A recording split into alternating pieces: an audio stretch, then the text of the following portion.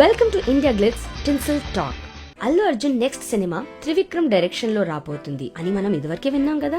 ఈ సినిమా అనౌన్స్మెంటే లేట్. వెంటనే హీరోయిన్ కి సంబంధించిన ఎన్నో గాసిప్స్ మీడియాలో మొదలైనాయి. జల్సా సక్సెస్ తర్వాత ఇలియానా లక్కీ మ్యాస్కాట్ అని భావించి త్రివిక్రమ్ ఈ సినిమా కూడా ఇలియానానే హీరోయిన్ లా తీసుకోవాలని అనుకున్నారు. కానీ తను ఈ మధ్యనే బ్యాక్ టు బ్యాక్ ఫ్లాప్ సినిమాలు ఇచ్చాక అల్లు అర్జున్ ఆమెతో చేయడానికి ఒప్పుకోలేదట.